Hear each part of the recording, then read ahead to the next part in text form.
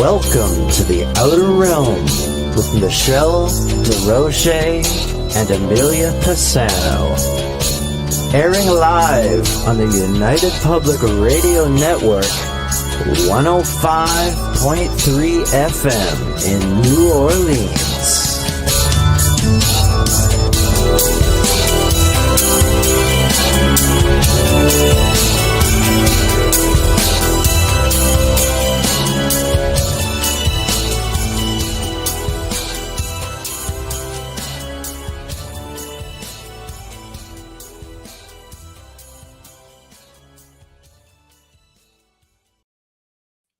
Good evening, everyone. Welcome to the Thursday night segment of The Outer Realm. We are broadcasting live here on the United Public Radio Network, UFO Paranormal Radio Network, 105.3 FM from the Gulf Coast, 107.7 FM from beautiful New Orleans. We are fully sponsored by the amazing people over at Folgers Coffee who have been a part of our journey for the last several years. So thank you, Folgers. We couldn't do it without you, nor would we want to. Also, big thank you to Justin Snicker, a.k.a. Dr. Snick, the sonic surgeon, for the contribution of his time, his music, and his voice for the intro you just heard. He is an award-winning composer of Halloween, horror, sci-fi, and dark wave electronic music, which can be found on all of your favorite music streaming platforms. Also, thanks to Steve McGinnis, the artist behind our logos here at the show. Check him out on Facebook and Instagram. Also specializes in the horror and Halloween genre, but does amazing commission pieces of any sort. So tonight you asked, yes, we delivered, of course. Stephen Bassett returns, and we're going to get some current news on what's going on with disclosure, the continued speculations of Three Eye Atlas, and so much more. And above all else, again, guys, Q&A. So get your questions ready and we shall get the show started. Big thanks to everyone who's tuning in right now. Hi, Collie. How are you? Stone Hobbit all the way from Australia. Hello, hello, hello, Janie. Hello, big thank you, or big hello to Steve. There we go. Thank you for reposting on X. Thank you, Mark. Hello, Heidi.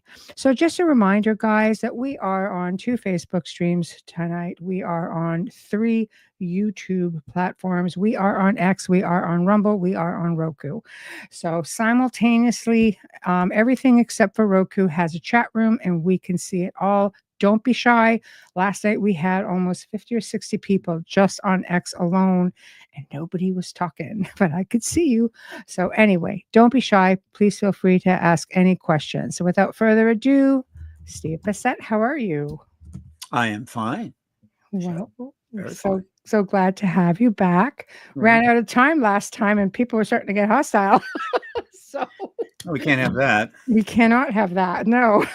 So we figured, okay, we're just going to leave quite a bit of time for, for questions if they happen to come up. And I have no doubt that they will. Mm-hmm. People are already chiming in, which is wonderful. Where do we want to start? Last time, we left off with a boatload of questions. We left off with different updates and, here we go. Wayne, hello. So what's new in the world of Congress and disclosure? I know it's always something. It never stops. So I have to ask. Over these last 30 years, I've thought many times, how is it going to be in the last days, weeks, months of this somewhat bizarre, trying, irritating, often arrogant decision of the United States government to keep from the citizens of the country the most important information they'll probably, that any generation now or previous was ever going to have access to, long after there was no justification really at all. And I tell you, I didn't expect this. This was not on my bingo card as possibilities. Wow. And so here we are on the, this is the 79th year of the, 79th. See, this is 78th year Mhm. of the post Roswell era, when we had a craft, we had bodies. No later than that. Right. Put out a press release. We got something, and Right. then the government started moving in and deciding what to do on our behalf, what we could handle, and all Yeah. of that. And Yeah. it's now 80 years later. Wow. And what is the situation as we approach what could be the end of this era? Mm. We are in the middle of what will be one of the most intensive, controversial, dangerous scandals, right? Which is not the same thing as, Yeah. tense time, right? It's not the same thing as, well, leading up to war. That's tough too. I'm just talking scandal, and most people know what one means when they say scandal. Yeah. I've never seen anything like it in my lifetime. Mhm. I can't imagine anybody who has. Now, I can't refer to other countries, Yeah. but we kind of know about what's going on outside our country. This is going to be huge. Mhm. It's going to literally overwhelm and dominate the public space and the media for the next, well, through the end of the year. Let's just go through December 31 Mhm. and likely into January. Okay. There's so many people involved, so Mhm. many legacies at risk, including large-scale political legacies, policy, and everything else. I do not know how it's going to end up, Mhm. but along the way, it's going to be pretty intense, and some things may happen Mhm. that are not good. In other words, we go, oh God, why? Oh no. But this is the kind of situation that can trigger events that you could not foresee, but there they are. And Right. in the middle of all of this, and by the way, it's extremely partisan by and large. And on top of everything else that's out there in the world, particularly the foreign issues and so forth, on top of all of that, and in the middle of this, Yeah. we're slowly heading toward what is a logical end to the truth embargo, as I came to call it in 2022, the Mhm. formal decision by the U.S. government to embargo the truth, not they lie, but it's not they're embargoing it. And Yeah. it becomes an embargo the more and more people learn that it is in fact true. In other words, as people come to understand that truth moving forward in time from 47, it goes from being just a secret, right? Classified. You don't even know about it. You don't even know that you don't know about it, to Mhm. being, well, yeah, clearly it's true, but we're not going to acknowledge it. That's why it's much more of an embargo. Mhm. 80 years on, it could end. So that is I tell you, it's a stressing situation for most of the people in this field. Yes. Almost everybody I know, it's not easy. Mhm. And Yes. as we get more success and dealing with Congress and all of the egos and sensitivities there, and the potential political issues and risks, you got witnesses getting threats and what have you. And you've got Hollywood trying to get involved. And my Lord, there's no bigger egos in the world than there. Not It's wrong. like you and you're just a little political activist, been sailing in that boat. Mhm. You're going, oh my God, you get seasick. You don't know what to do. Now, some Mhm. people are in a position to navigate all of this, no problem. Got a big ship, right? It's got those stabilizer things that the cruise ships have, and it's just cruising along. Yeah. But for me and a lot of colleagues, it's like, my Lord, we got to somehow keep our head while all others are losing theirs. So here is where we are as we approach the end of 2000. I'm really going to be trying to be short on this. We are waiting for the fourth major hearing on the subject. It could happen by the end of the year, Mhm. but primarily because it would happen because a lot of people are desperately looking for something that's not involved in this other issue Mhm. that people can focus on and feel a little more positive about. But I can make a good case that it probably can happen, though we felt it might until next year. So we have to think about January. Mhm. We have had enormous amount of press on the issue, without question. That has been fairly steady. Thousands Mhm. of articles over the last few years. Mm. We have witnesses coming forward. We have oftentimes on social media. We have lots of new research that's turning up Some are breakthrough. Certainly, we have more members of Congress on record publicly making very clear and positive statements about the fact that this is real and important. It was very positive. And extraterrestrial, yeah. Mm. That's significant. Mm-hmm. And we have legislation in place, 3 acts. Mm-hmm. The third one having been cut in half, but that has been resubmitted 3 times, possibly 4. It is still in play. It might be introduced in the House. I've heard Eric Burleson might again sponsor a submission of the UAP Disclosure Act, the full package, into the House. That could have changed. I mean, everything is changing every day, it seems. And the reason this might be a little different than last year when it went nowhere is that a significant change in the UAP Disclosure Act, political change, I guess, is not serious in terms of the act being put into place to do what it's supposed to do, which is to, in an orderly fashion, get everything out of the private world, I mean, the secret world, and into the National Archives and our world. Seriously, everything. And that is that they changed the presidential review panel to a congressional review panel. In other words, it's being appointed not under the president, but by the House and the Senate. And this has the benefit of ensuring that the selection will be as nonpartisan as possible, or certainly that the panel, which is an absolutely important panel, this is the panel that makes the decision.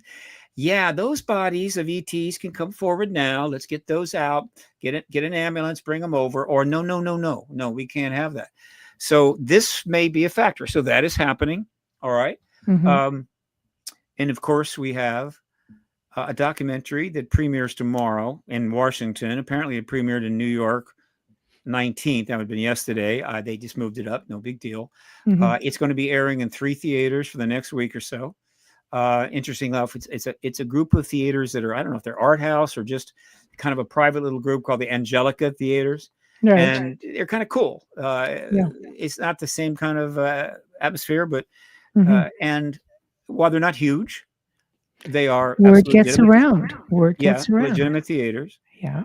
And that is important because this will be the first documentary ever on this subject that could be nominated for an Oscar.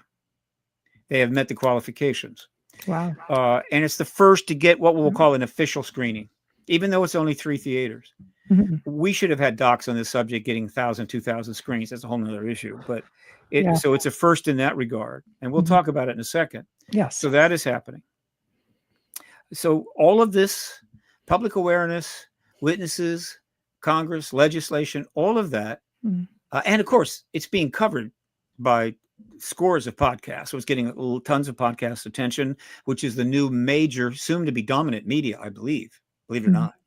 Wouldn't surprise me if all the networks are gone in a few years and they're all operating in a podcast environment somehow. I don't know. But so this is great, right? Yeah, that's great. So the long and the short, there's 2 things I'll try to get across very quickly here, which are very at the core of the understanding I would suggest people have. And there's a lot of confusion about these 2 things. But the first one is all of that's going on now, the witnesses coming forward, the hearings that are taking place under oath, the legislation and so forth, is not about getting you all that information you wanted now. So if somebody goes in front of a committee and doesn't start giving you all the goodies that you want, or says that I can't discuss that because I don't have clearance, everybody throws their hands up in the air and they go, this is a fraud. This is not true. That's because they think that that's what this is about. It's not. All of this is essentially an orchestrated, I'm using that in a positive way, relatively logical, responsible process to set up the president so he can confirm that this is not just real, but extraterrestrial or advanced non-human technology. That is what this is about. Because without all of this, I guess you could say, preparation and these things in place, and a statement like that from the president would be difficult, irresponsible to some degree, probably wouldn't go well, and dangerous, and they're not going to do it. So that's what this is about. The stuff you really want to know is not going to come out in the next hearing. It's going to come out after the confirmation of the extraterrestrial presence, that is disclosure with a capital D by the president. Or, well, the president either first in the world, which would be, I think, preferable, or second or third to a couple of other heads of state that have decided enough is enough, and they've come out, made the statement, and then quickly the government backed it up. That is what this is about. Okay. Yeah. And the what was the second thing? Escaped me for a second. I'll get it back. So that's extremely important. And so, the other thing that's important is that with that in mind, I believe enough has been accomplished, enough legislation, enough hearings, enough briefings on the Hill, enough witnesses under oath, as well as coming in the public sector, enough articles covering it in the right way, enough statements by members of Congress, public statements on camera. Enough of that has happened that the president could, in fact, step out tomorrow and just end this embargo once and for all. In other words, sit down in the Oval Office, no press, one camera, two cameras, whatever, and say, my fellow Americans, I'm aware of what's going on. I've been watching this and I've made inquiries, and we're not alone. We have advanced non-human technology and advanced non-humans in our world. I know you want to know a lot about that, and we're going to start getting that information to you starting tomorrow, but not tonight. You needed to know that. That's all you need to know this evening. Chill, have a glass of wine. I'm going to go to bed. All right. That's it. The president could do it tomorrow, and the political cost would be zero. The potential political benefits, profound. If the president were to do this, there would be a virtually a forever legacy. Do you think that he just feels there's more pressing things? I have no idea. Yeah. I'm just saying that the stage is set. All right. So the president would get an enormous legacy, very positive reviews, almost certainly a Nobel Prize. And so the idea that people are going to go, they get all upset. No. And though those that do not necessarily have confidence in what the president says, and I understand that, so they would be going, nah, I don't think so. Right? I get it. Other heads of state will follow pretty fast, and so after a few more heads of state come in with their own evidence capabilities, people will go, my God, it's true. And so no blowback, incredible positive gains for the president. So when I say it could happen tomorrow, I'm damn serious. Now, we also know that his son is involved in the issue. Had Louis Elizondo and Coulthard on his show just before the inauguration. Gabbard has come out and spoken positively to it. Luna has gone on a podcast, not just any podcast, she went on Rogan and spoke about it and what she's been saying and hearing and so forth. And then J.D. Vance, which is particularly interesting, did something that vice president's never done. He went on another podcast, I think it was the Ruthless podcast, and said he's obsessed with UFOs. And then he went on another podcast, Podcast One, Pod Force One, and it's kind of repeated that and just going out of his way to mention that his very good friend Marco Rubio, the Secretary of State, former chairman of the ranking member of the Senate Intelligence Committee, is also into the issue, which of course we know. And so the fact is, it is bouncing around the White House. It is in play. It's been in play for some time. Don't be surprised that that's not really leaking out or anything. There's other things that are garnishing attention. So we are at that place. So those are the two things one needs to know. So let me take a break and pop a couple of questions my way. Yeah, well, it's just right now there's just a lot of comments coming up, like the president being a temporary employee. I think he'd have to have the go-ahead. Well, he's got here CIA, but I imagine there's other, this would be considered pretty classified. He would have to get, I'm sure, positive feedback from different people or organizations within his government to be able to do this without getting too much flack for it. Well, let me say this. He doesn't have to get permission from the CIA. He's the commander in chief. He doesn't have to get permission from anybody. Yeah. And secondly, there has been plenty of time Yeah. for the president to get a little feedback.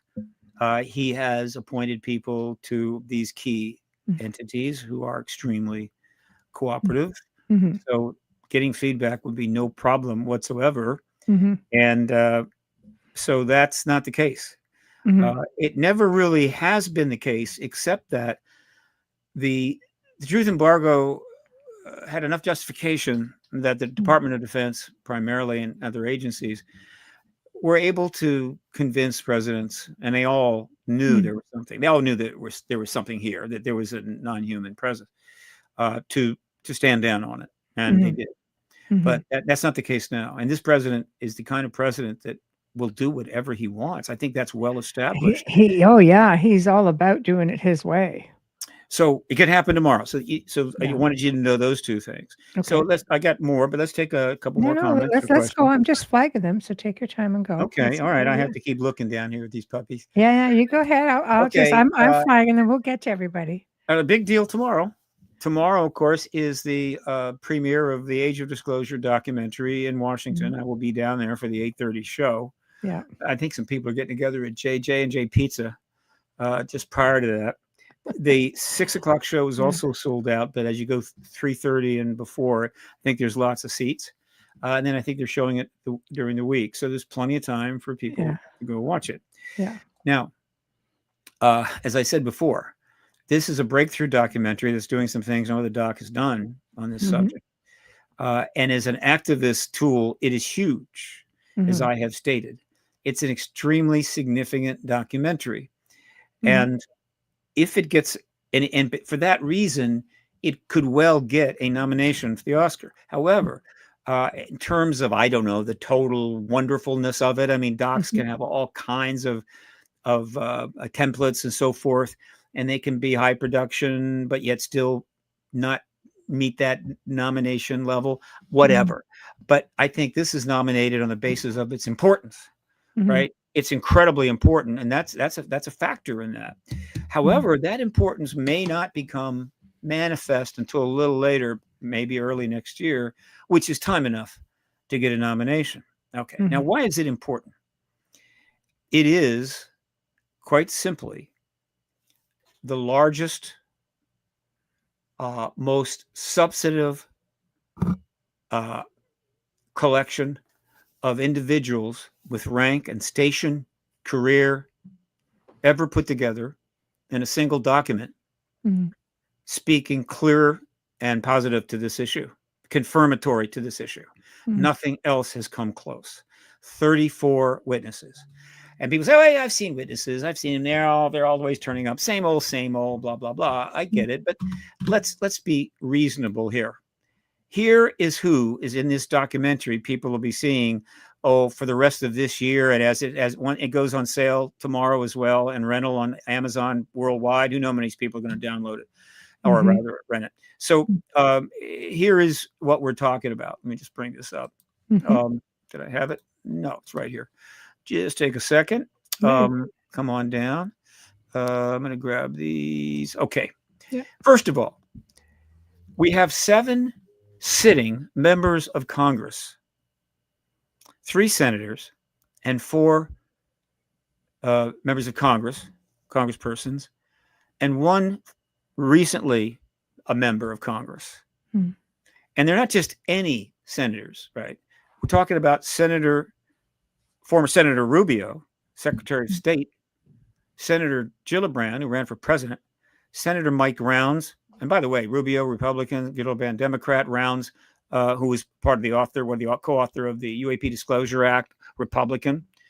And then in the Congress, we have Congresswoman Luna, who is the chairman of the Task Force to Declassify Government Secrets, which is helped to get us the Epstein files, the JFK files, RFK files. That's a pretty important job she has, and she's actually delivering. She's in there. Tim Burchett, who has been talking about this issue ahead of most everybody else, matter-of-factly going on News Nation and Fox News and saying, there's ETs here in one form or another, right? It's real. They're here. They're saucers, etc. Absolutely without any political blowback. And then we have Dan Crenshaw, Democrat, Burchett, of course, Republican, and then Mike Gallagher, Democrat, who is a former congressman, and he's speaking. So it's bipartisan, and it's heavy-duty politicians, not one or two, 7. And people say, well, so what? Well, I'm sorry. If you don't get how important that is, I'm not going to be able to get across it. Yeah. And then we have the military. What military? Jim Clapper, General. David Fravor, Commander, Navy. Tim Gallaudet, Admiral, Navy. Robert Salas, Captain, Air Force. Carl Nell, Colonel, Army. Lieutenant Commander Alex Dietrich, Air Force. Lieutenant Ryan Graves, Air Force. And Lou Elizondo, who was military. Yeah. This is a lot of high-level military people going on camera. They're going to say things that are pretty clear what the hell they're meaning. They're going to be seen by millions and millions of people, and it's on the record. They may end up having to, sit and watch it get an Academy Award one day. This is not something you do if you're really unsure about what you're saying or convinced that, well, it's going to ruin my life. No. Your legacy is hanging on this almost. So that's right. Yeah. Legacy, reputation. And then we have the political arena and what I call the private, not private, but, the civilian service individuals, such as Christopher Mellon, Mike Gold, Jim Semivan is, of course, intelligence. And then we have some academics, research types. Gary Nolan, PhD, Hal Puthoff, PhD, Eric Davis, PhD, and Travis Taylor. And Puthoff and Davis go way, way, way back in this issue when it was classified on top of classified, when it was covered up and whatever you want to say. And they played game with this and they put stuff out. And so it was a crazy and wild time. And those from that era trying to get out in the modern era, it's tricky, right? But ultimately, they were in the programs that were classified related to what the presence of these non-humans and their craft created, and they can speak to it firsthand. 34, right? Oh, and I think I left out Robert Salas. Robert Salas is, I think I did get him. Did I get him? Yeah, I did. He's important because he is increasingly close to getting the opportunity to testify under oath before a committee, very likely with two or three other nuclear tampering witnesses. First-hand testimony to the shutting down of our ICBMs. They've been wanting to testify for about 30 years. Wow. The DOD is petrified that would happen. That'll be the most difficult testimony the DOD will ever have to deal with, but I'm afraid it's inevitable. And so this is going to give him some more presence. He has been interviewed by Burleson. He's been interviewed by Mace. The committee, the task force, and even the Senate Intel Committee has the files and witness statements of these gentlemen. There were many more at one time, but they're dying off. And every time one dies, the DOD puts a little check mark on a board and goes, well, that's one more. Pretty soon there won't be any more left. And we just won't have to deal with this or be accountable. And that is not going to happen. So this film is it's not a matter of whether anybody has heard any of this before or not. That's irrelevant. It's the testimony. It is the totality of the testimony. It is the rank and station and careers of the people that are making it. It's not just Admiral Nordhill Norton saying something that was pretty indicative. I don't know how many years ago, 40, 50 years ago, or Edgar Mitchell, God bless him, standing in front of the cameras at one of my press conferences at the National Press Club and telling CNN face to face that, and the other journalists there, that there's a non-human presence. This isn't that. This is 34 people in this time when the issue is advanced this far, making these statements. Well done, high, very high production values, obviously edited to give it maximum impact. And I don't care if people are entertained or not entertained. All I'm saying is that this thing is a sledgehammer to the truth embargo. And how the DOD is going to handle this, I don't know. Probably not well. Probably not well. No. And then to finish up on that, the reviews have started. The New York Times landed a review yesterday, which is not good. And I'll comment on that in a second. Okay. But then it also ran an excellent article by lead journalist Leslie Kean and Ralph Blumenthal. In other words, a little balance. Okay. Of course, Leslie and Ralph know a great deal about this issue. And the review writer, the film critic, knows nothing. and it's silly, it's ridiculous. I'm not going to read it, but go read it, and you'll basically it'll take you back to about 1960, Mm-hmm. 1970, where people would just write the usual stuff, knowing that there's nothing to this, and I'm just going to have a little fun, or I'm going to point out why it's so stupid, and you're out of your mind, whatever. It's Mm-hmm. like, a throwback, which is not a good look Yeah. for anybody writing in a major paper. Mm-hmm. And so, but I knew this was coming, and so I put a post out on my social media. I'm on X at Steve Bassett. Follow me, please. Love those follows. And let me just read what I wrote. Now, I actually put up what I wrote, and then I had it run through AI Copilot to give it a more sophisticated, an intelligent presence. I won't read that, but and I think that's valuable. Except that I'm me, and I like to say I things. just gave you a like follow. me, Go ahead. But I put them both out there just to be nice. And let's see. Hang on a second. Let me get this baby. Yeah. No, it's not here. It's going to be here. Come here and here. And I'm going to read this slow because I want this to sink in. Yeah. All right. Wait a minute. Here it is. Okay. Public service announcement. You will soon learn the collective genre known as film critics is profoundly ignorant regarding the 80-year history of the UAP ET phenomena, the truth embargo, and the disclosure process. Therefore, they are operating from a worldview filled with the nonsensical debunkery generated by the state and the professional skeptics. Their reviews of films on these subjects that manage to rise to the level of their attention, right? Their reviews of films that rise to their attention will be lathered up with this ignorance. Don't bother to respond. They operate behind an impenetrable shield of arrogance and are not going to apologize when they realize they hadn't the slightest idea what they were writing about. So you're going to get a lot of reviews like that simply because unless they assign the review to certain others within the paper, people that have actually written about this issue, they could have assigned the review to Leslie Kean. They're just going to get the, very uninformed. And what's the worst about it is that they come up with the same tropes. And you're thinking, that's 1970. That's 1952. It's like, Jesus, man, at least you could have a more sophisticated trope to debunk this subject.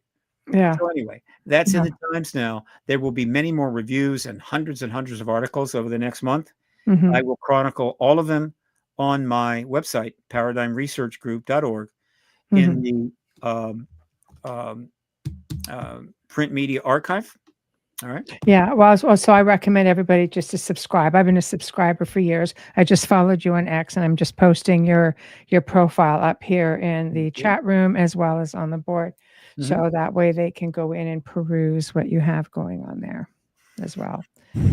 So very good. And by the way, speaking about the end of the year, there's more conferences and more things happening right now, breaking in the middle of this, which is also worthy of mentioning. First of all, there's a major conference that is starting up this December. It's called the State of the World Forum. And the reason why it's so important is that the original State of the World Forums were held in the 1990s, 95 to 2000, I think. And the reason they were held is that there was an explosion of optimism and forward future thinking because the Soviet Union had collapsed, and it looks like we might have detente. We might be able to see a substantial reduction in nuclear weapons, and new possibilities were there, and people getting a little excited. And so Mikhail Gorbachev, after he left, obviously, his position, stayed around for quite a few years, he created the Gorbachev Foundation, which Jim Garrison ran, and then they formed the State of the World Union Forum, or State of the World Forum, which Jim Garrison was also the president of, and they held very significant conferences on the West Coast and one in New York, where heads of state would come in, high-level people of a number of fields, including Gorbachev, where they would address, and these were high-level productions. I think sometimes the tickets were $5,000. They would address, where is the world? Where is it going? What kind of future can we have? Very significant.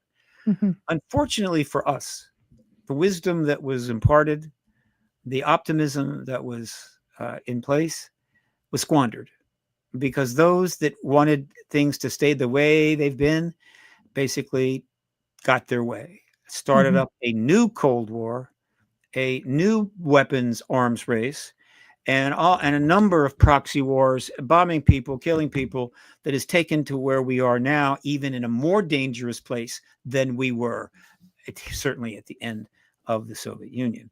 Very dangerous. But there is another worldview massive change coming, and that is disclosure. Capital D disclosure by the heads of state of nations opens up this issue wide, so the whole world starts to get involved. The information comes out.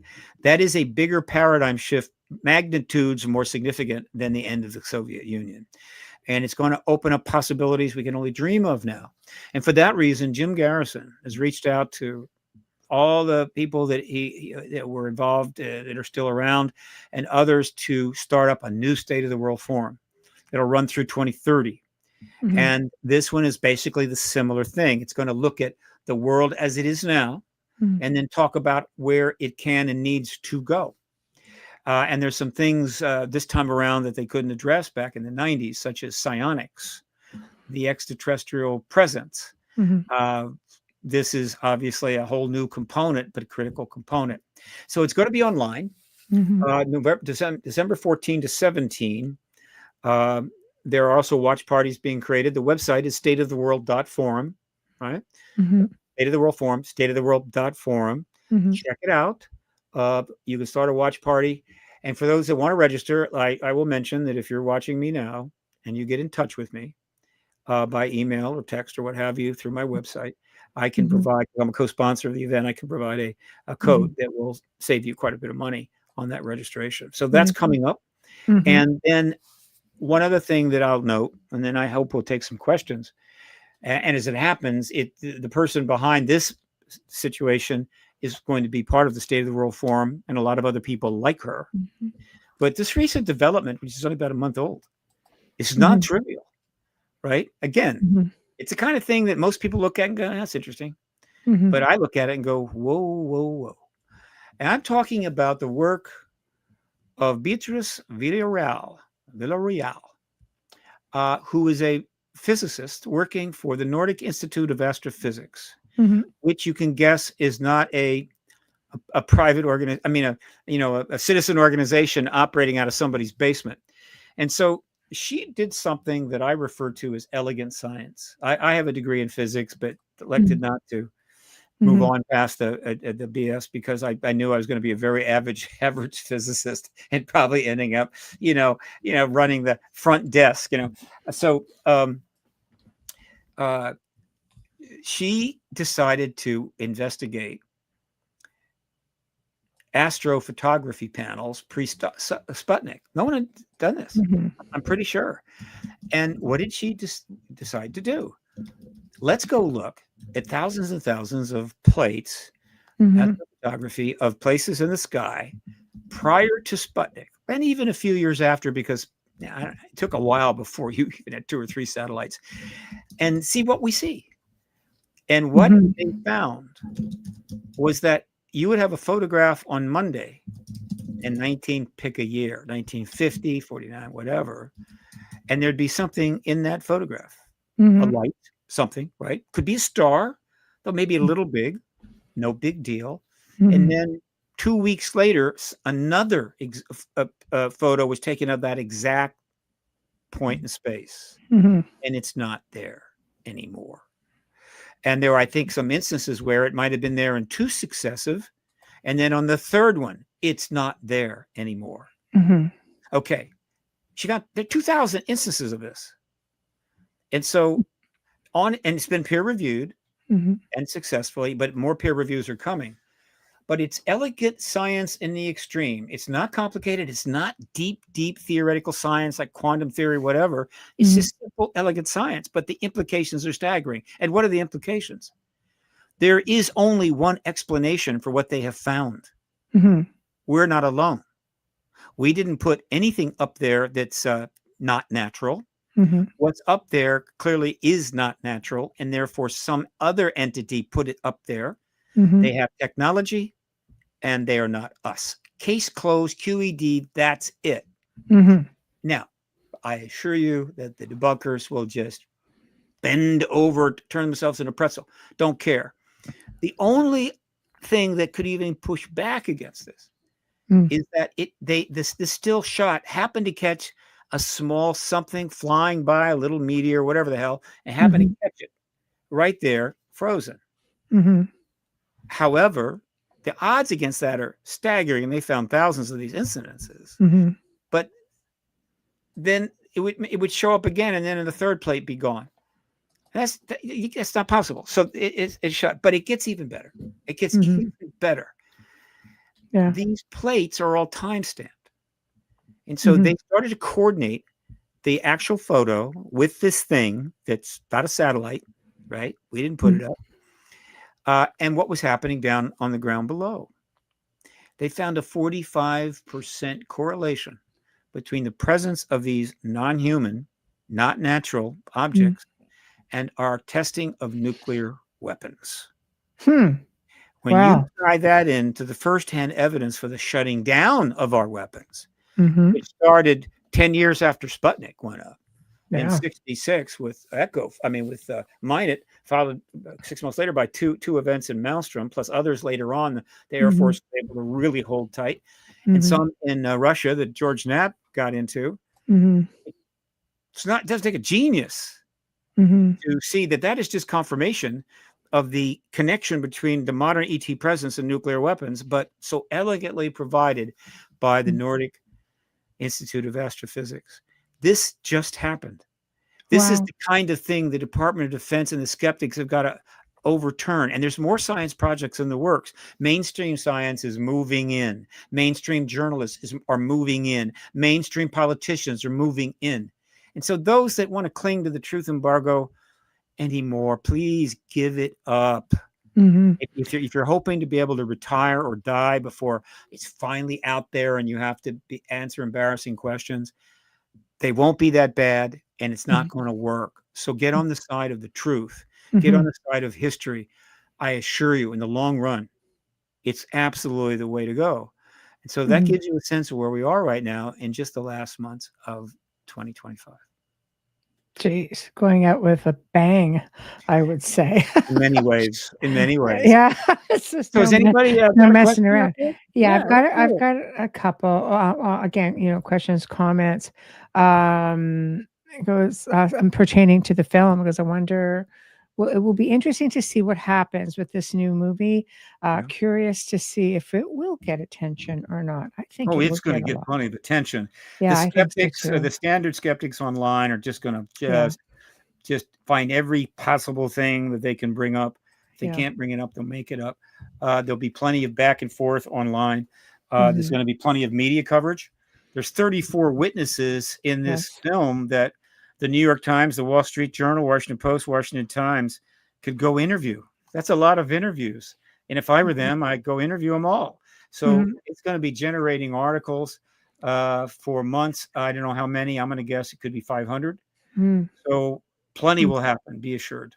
What about, Steve, with people who have existing NDAs who could come forward? Do you think that you have like a whole other populace of people who could come forward with things and they can't really talk about it because of NDAs? Yeah, thousands. Yeah. Okay. And again, this is another thing to point out, as I talked earlier about what's going on. It's not, now you're going to get the truth from this person and that. I say you're going to get the truth about all the stuff.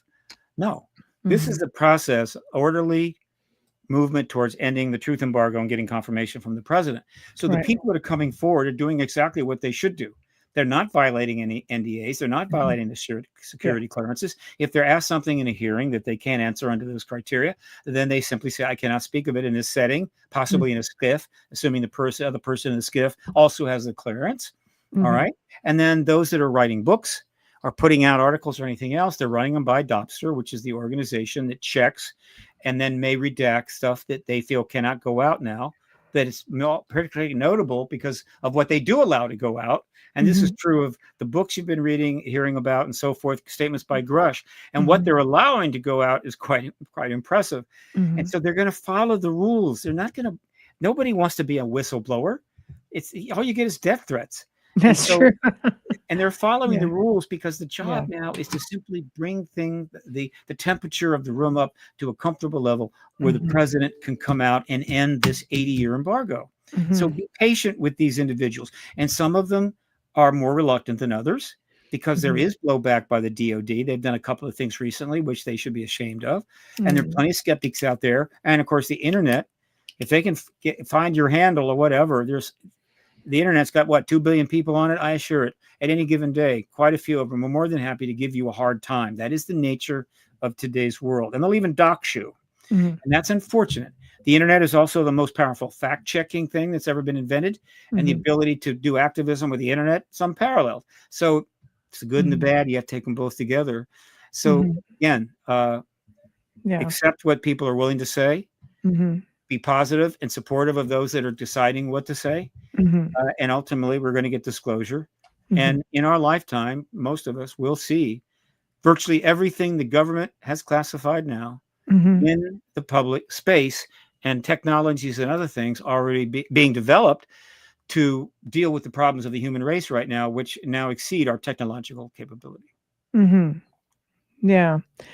What are your thoughts on Jeremy Corbell and George Knapp? Because apparently they were informed that there were by multiple sources that one of the largest UFO incursions happened probably in the last, 6 to 8 weeks in Texas. Again, I'm not into, events and phenomenology is not my thing. There have been untold millions of events and millions of reports. It was proven long ago. It's been reproven dozens of times. I'm only interested in getting the embargo ended. But the point is that George Knapp has probably operated as an actual professional investigative journalist on this subject longer than anybody alive. And that's on top of doing regular professional journalism for a major station there in Las Vegas. I can't imagine the work, the total, what's the word I'm looking for? Work output this man has done in 40 years is extraordinary. So anything he does, anything he brings forward is very positive. Jeremy Corbell obviously is gotten deep into the issue with interviews, podcasts, documentaries. So he is definitely a player. And they have been working together, which is good because George is up there in years, and he worked hard and long. And Jeremy is a rather robust guy. So they've made an interesting team, and they're part of many teams and many people that are going to get us across the finish line. And what are your thoughts on Stephen Greer? Player or not player? Disinformation or full on? Yes. I'm not someone to tell anybody who's disinformation, not disinformation. Not my job. But he's been in the field longer than I have. Right? Yeah, he's been in it for 40 years. Okay. Yeah. And he's done a huge body of work. Yeah. Documentaries, books, and so forth. Massive. And so the idea that there isn't a lot of positive and important stuff in that body of work is, of course, ridiculous. He's a very intense person, very complicated. He's a genius. He's been able to raise a lot of funds, which is certainly something that helps if you can do it. Some people taking are not good some at risks, it. like most. I'm not good at it, but he will have a legacy in this field. He has made significant contributions, but many of the people in the field are controversial. And if you're not controversial, there are skeptics out there that would love to make you controversial. And so I have respect for all those who are trying to get this truth embargo and end this lie. I don't have too much respect for people that want to maintain this truth embargo and maintain this lie. And that's about as far as I go. No, understood. I think, anybody who takes risks to just try to come out and bring things to the forefront is worth giving a mention. He's just getting a lot of bad raps. And then it's like anything. You have your lovers, you have your haters. You can't please everybody because, you can't. Let me tell you, if you're operating in the internet, which almost everybody in the field is, you can't handle bad raps, then you really have maybe made a miscalculation. And even defamation, that is the new world we live in. And I have a rule that I followed for nearly 30 years now, going all the way back to the email wars, right? They called them flame wars, with a couple of exceptions where I weakened. But I do not fight on the internet with anybody. Yeah. I do not debate on the internet with anybody. Mm-hmm. I may make a response, mild, not too serious, or a joke. Mm-hmm. And if I'm attacked, I say nothing. Yeah. Virtually, I virtually never say anything. There is no upside to it. You cannot win, not on the internet. Mm-hmm. And so you just don't go there. And even if stuff happens, it gets to that level of defamation, Mm-hmm. where if it was appearing in a newspaper or whatever, you might be able to. You can't do it. Trying to get defamation outcomes on internet stuff is beyond the pale of most people. It costs a fortune, and you're probably going to lose. This is the age of, what's the word I'm looking for? It's the Delicately. I don't know how to describe it. It is the age where it is a free speech age like nothing we've ever seen, Mm-hmm. and everything pretty much goes. Mm-hmm. And so, if you go into the space, Mm-hmm. you have to understand that, and if you understand it, your experience in that space will be not too bad. But if you don't get it, I assure you, it can make you incredibly miserable, drive you crazy, Mm-hmm. and even ruin your life. I mean, there are people that have made mistakes on the net that have seen their careers gone in a week or a month. So it's a place you have to be careful in terms of everything you say, but then you have to be totally immune to being baited and responding to those that decide they don't like you. Mm-hmm. I managed to get past that a long time ago, and that's why I'm still here. Right. Right. Good for you. So it's tough out there, a tough crowd. Oh, very. Herb says we deserve the truth because we're people too. We deserve to figure out what's going on within our space. Okay, so Kathy's got two different questions. So we'll just start with, we're going to jump over to Three Eye Atlas. What are your thoughts on it? And I'll just save the other half of the question for later, since it's different altogether. If one goes on the net, and particularly looking at like YouTube and so forth, you can find some deep analysis of Three Eye Atlas by science-based analysis. But it's not as much fun. It's not as much fun, and that's fine. The internet is also a place to have fun. Okay, and so who am I to say you can't have fun? So I have terrible news, but the fact is, Three Eye Atlas is they call an extrasolar comet. It comes from another solar system. It could have been traveling for 1 million years. Could have been traveling for 8 million years. Which is extraordinary just in itself. Well, I mean, there's things traveling out there for millions of years every day. The thing is, okay, to pass this through one's getting attention. We've only known 3, but there have been others. But 3 have been identified. But over the millions of years this planet's been around, tons of those have happened. And it came from another solar system, and all the solar systems are created by what we call accretion disks. In other words, a giant sphere of material starts to come together. There's a rotation effect, and it becomes a disk. And then eventually, the disk, the center of the disk, gets so dense and packed that it lights up as a sun. And then the rest of the accretion disk slowly starts to form X number of planets, and maybe asteroids. No problem. That's been happening for 14 billion years. We're one of trillions of those solar systems. And guess what, though? They're not all the same. The elements are always the same, the same elements throughout the entire universe. But the amount of each element, the proportionality, is going to vary. It depends on what is in that particular area that finally comes together to create that accretion disk. And so this is a comet from another solar system that very likely has different components, a different consistency of this or that. And so it's not acting like our regular comets, the ones that are just go around our sun, that are made up of stuff from our accretion disk. And so that makes it very interesting, and it's getting a lot of attention. It's pretty big. And but that's what it is. And it's going to keep on going.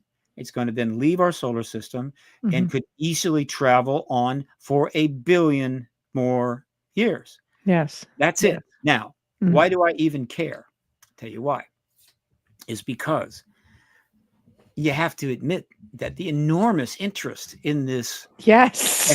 extrasolar pass through Yes. is because a number of people wanted to explore the possibility that it was an extraterrestrial craft. Yeah. And then once they got rolling on that, they kept on going. And Yes. so it's out there and in and talked about and what have you. And then you've had a couple of very high level scientists decide, yeah, this is good. And so it's developed hundreds of articles. I don't even put them up on my site because it's not UFO. Yes. In my opinion, it's not ET. So, but there's hundreds of them. Yes. And they're just pouring out, reflecting the level of interest. So if I'm a truth embargo manager, I'm watching this and going, Jesus Christ, these people are really serious. They're really into this. And that's what's important about it. Other than that, it's coming in and it's going out, wave goodbye as it leaves. Yes.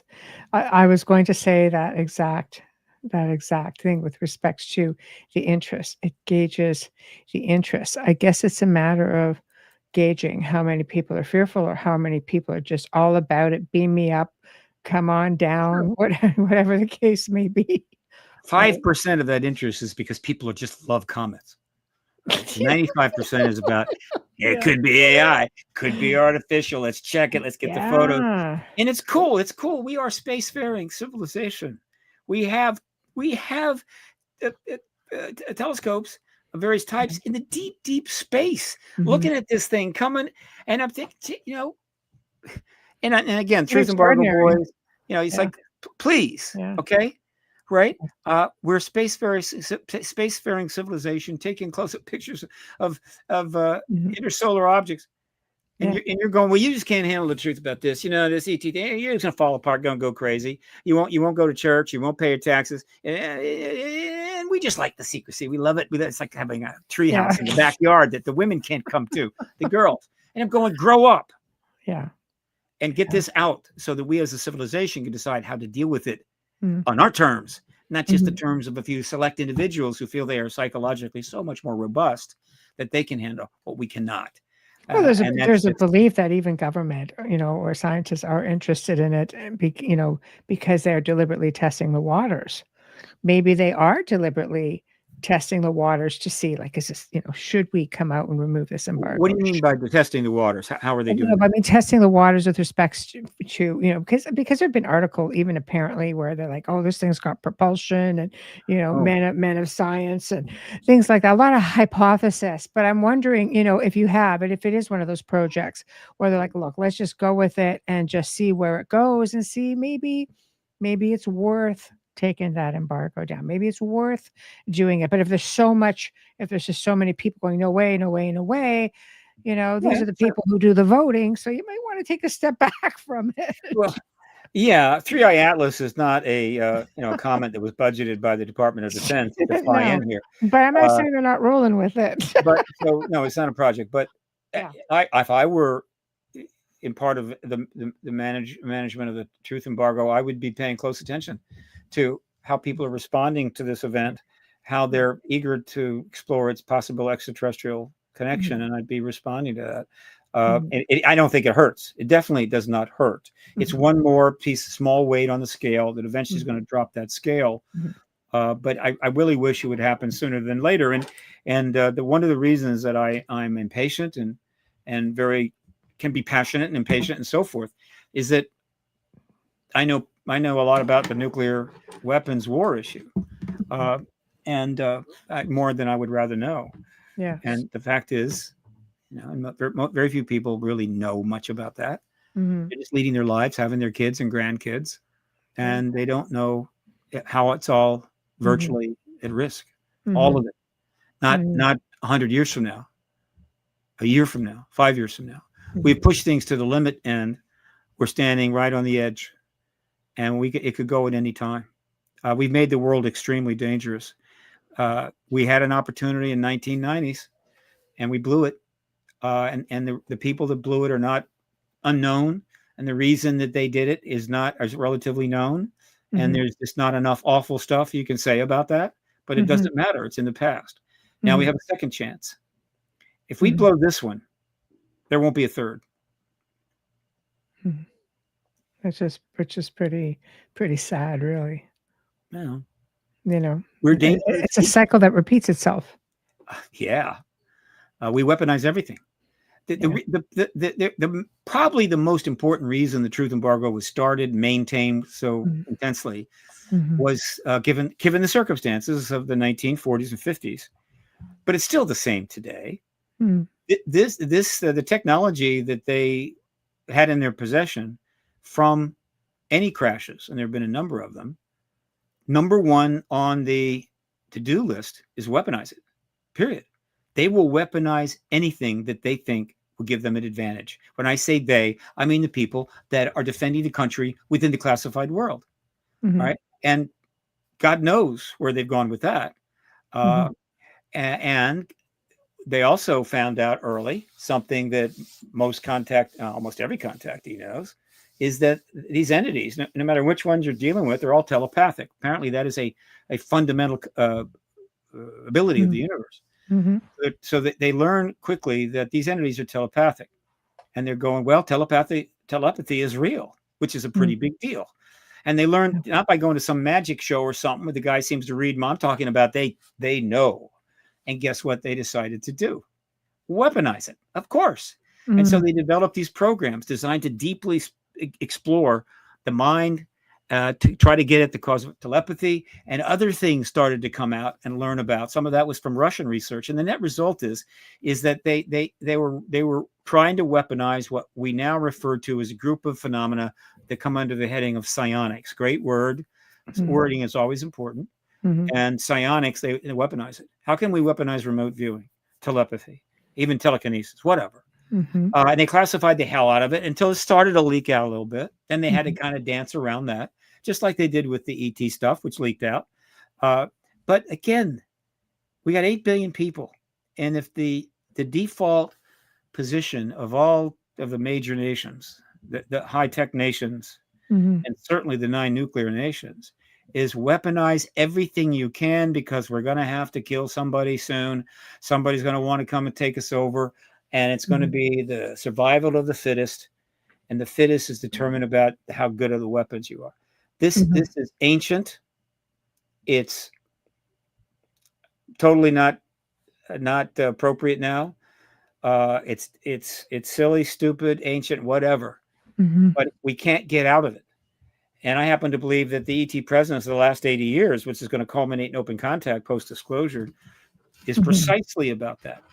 That, if you got a kid that he really tries hard to understand algebra and just can't get it, and he gets an F on every test, you bring in a tutor, really nice, friendly person that's got those skills, and they work with your kid. The kid gets a B in the next test. You go, that's good.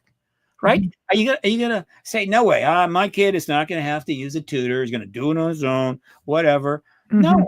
So what's wrong with us getting some tutoring from successfully advanced civilizations, particularly if they happen to be around persistently? Nothing wrong with that. Benevolent. I mean, you would think that we would reach out.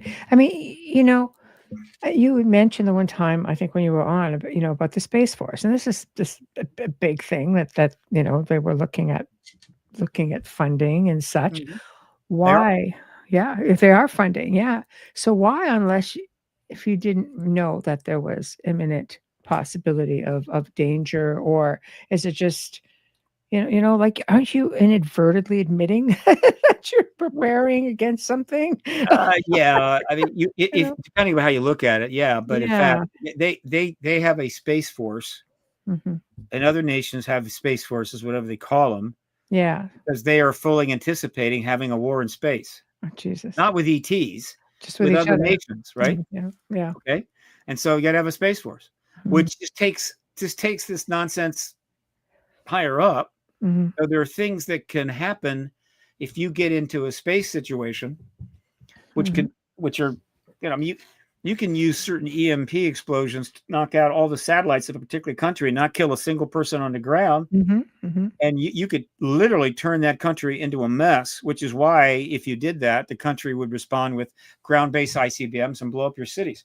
So no, anybody that was putting Yeah. Anybody that was putting together the Space Force so they could defend against the ETs is either incredibly stupid or just wants to get the money so they can pay themselves a big fat salary in order to waste our time. Because we have zero chance against spacefaring civilization. Zero. I say a starfaring civilization. And anybody wants to make an argument, yes, we do. They go ahead, but they're not, because they'd make an ass of themselves, and so they'll use the secrecy as a justification for not having to come out and actually make that case. They just make it to each other. They're in lunches during, the basement of the Pentagon. It's basically it's a echo chamber, right? We should do this, absolutely. But they won't come forward and say, look, we need to spend trillions of dollars to use technology to defend ourselves against an extraterrestrial presence. They're not going to do that because, frankly, that argument could be shredded, literally shredded. So, again, this balance is being maintained by secrecy, denial on the part of some people, acquiescence on the part of others, inability to get the activism funded at a level that it deserves, which is 1,000 times bigger than it gets now. And they continue to be able to be in that echo chamber. But a bunch of people have stepped out of that chamber. 34 of them will be in the Age of Disclosure film, running starting tomorrow for at least a week, if not further. And that's going to be a game changer. How big a change, we'll see. I guess we'll see what happens coming, in the next few weeks. Okay, comments, questions. Dolly says Eisenhower warned everyone, or us all, of the military-industrial complex. It's not difficult to figure out who's doing what. Well, I believe that one of the reasons he made that statement was because he knew about the ET presence. He knew we had the vehicles, and so he knew that in addition to just what military-industrial complexes do, which is find bases to make a bunch of weapons and lots of money in support of national defense, he knew that was going to be part of it, that it was going to be a whole nother level. And so, and obviously Eisenhower would have known that whatever we're going to learn from those vehicles, we're going to weaponize. And then we're going to use the industrial complex to build the stuff.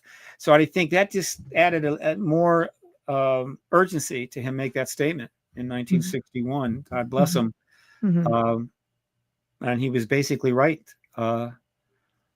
Military industrial complex without really strong oversight by a responsible Congress is capable of doing really awful things. And I don't mean other countries, which we know about. I mean our country as well. Yeah. There seems to have been, presidents, throughout history who have been pretty vocal about, ET around. I mean, Ronald Reagan even made comments about it. One day we're going to have to worry about this, but they're out there. Like, some of them were very vocal. You even look at Nixon when he brought Jackie Gleason over to a base, and Jackie Gleason was like mortified. Yeah, but he didn't go public about that. That came out later. It was just them. Eventually, Gleason did. No, they all knew. Every single president has known about this. Yes. There are reasons that people put forward reasons why now they didn't know. They don't understand what it means to be president. They know. Yeah. Okay. And so what they choose to do about it is another matter. All right. Carter tried to be, tried to do something nice, and that was shut down. Clinton was encouraged to do something and actually did make a bit of an effort. Yeah. That was shut down. And he never spoke directly to it, except in a, the odd interview here and there. But even Hillary Clinton came forward and said, "Oh yeah, and now we call them UAPs." And Obama's like, "Yeah, they're a thing." You know who put her in a position to have to do that? You get one guess. Who do you think put her and her husband and Obama in a position to have to make those statements during 2016? Hopefully it was you. Yeah, it was me. There we go. It's all on my website. Go look at it. Yeah, there you go. It's one of my greatest accomplishments. And oddly enough, I apparently didn't like it. They didn't appreciate it because I never got a thank you or anything. But I was all. I mean, there was other aspects to it, but it was number one on my list. And I had a DC publicist working with me who knew everybody. So It didn't work. I mean, it worked in the sense that those statements are out there and they're up on my website. They'll never go away. But overall, Reagan's statement is the most intriguing. Yes. In that he said that wouldn't we all come together if there was this threat from out there, which he had been told there was an out there. Okay. He was also trying to push the SDI. Now, the Strategic Defense Initiative was designed to be a way to defend ourselves against Russian missiles.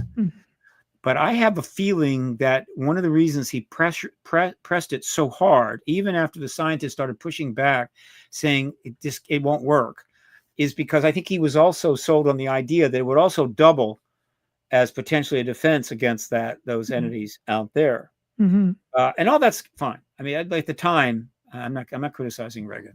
However, he almost got it right. Yeah.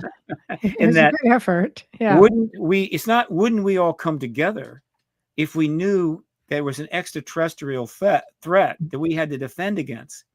The way it's going to play out and can and should play out is, wouldn't we all come together if we learned that there was an extraterrestrial presence that wasn't a threat? Because you see, if it is a threat, it doesn't matter whether we come together. If they decide they don't need us anymore, we're gone. The laws of physics are not going to take a break and go off somewhere and somehow save us. No. But on the other one, wouldn't we come together if we learned finally that there is this presence and it's not a threat? Yeah. And we would really have a much better reason to come together, not to go into a fight we can't win. Yeah. But to go in a re-examination of our worldview and start changing our behavior, possibly the assistance of ETs, to create a world that we might come to love, which is one of the themes of the State of the World Forum, by the way, State of the World God Forum, creating a world you could love. So he had it, but he just needed to flip it over. Now, it's time for a president to go even further. Will it be this one? It can be. Is there a political reason not to? No. Is there a nonpartisan reason not to? I mean, a partisan reason not to. There shouldn't be. And anybody that puts that forward is making a huge mistake. So that's how close we are. I think he's a one guy who just sort of goes to the beat of his own drum and does what he wants. And I think, he would be the guy to have the kahunas to move forward and do it. There's a lot of movies where you got this, problem, right? that the regular people can't solve. Yeah. And they go, bring in Sam, right? Get him. He is nuts. He'll do anything. Okay. Yeah, and then Sam comes in and and gets it done. Right. Yeah. It's sometimes. Yeah. Well, let me put it this way. Yeah. Every challenge requires an approach that will work. And sometimes the approach does not fit nicely into our convenient toolbox. And that's happened throughout all of history. And somebody who's got a tool that's not in the box comes forward and gets it done. And that's fine. That's fine. This has got to get done. I think realistically you nailed it. If, we'll take it a step further. If they wanted to hurt us, they are more advanced. Don't you think they would have done it? Well, this is why in the early days when the gentleman came out from the To the Stars Academy, Elizondo, Mellon, and no, God, where's my head? Gary Nolan and others, and they started doing stuff right away. It got complicated because trying to get the attention of politicians or media, it's a little easier to get the attention if you can make the case, well, it's a threat, right? It's a threat.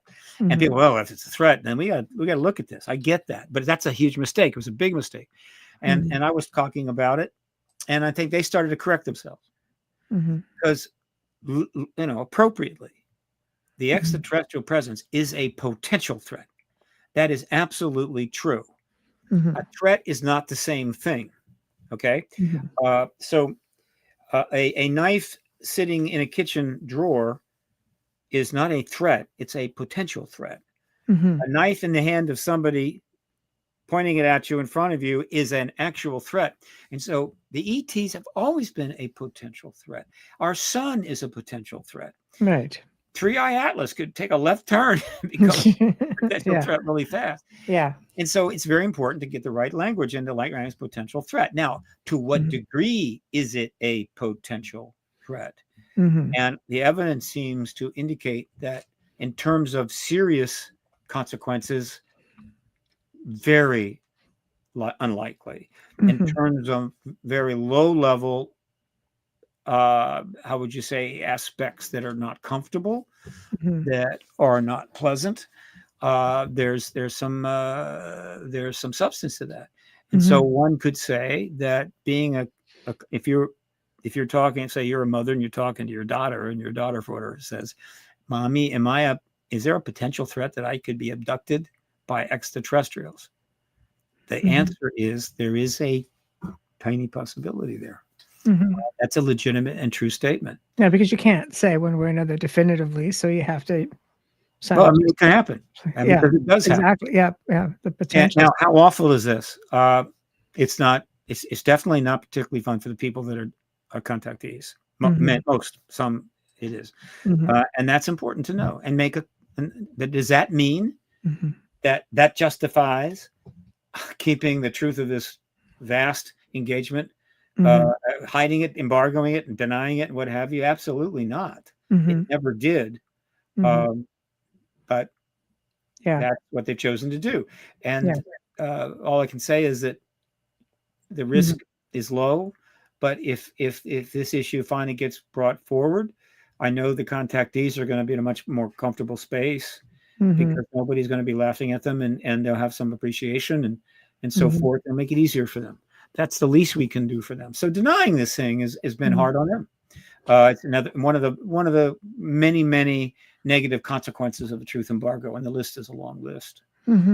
Well, you hear about all these deathbed confessions from veterans and such, because they want to make sure that they tell somebody, their family. It's like, I'm on the way out. This is what happened. This is a thing, and I think that there's more and more of that happening, which is also great. You're hearing stories, from events and experiences that go back like almost 100 years, It's part of the evidence, but a deathbed confession is of no value at all. No, but it's nice Unless, that they're able to come forward when you're talking about I know. contactees or experiencers. Well, yeah, but I'm making another point. It's of no value at all unless it's in a court of law.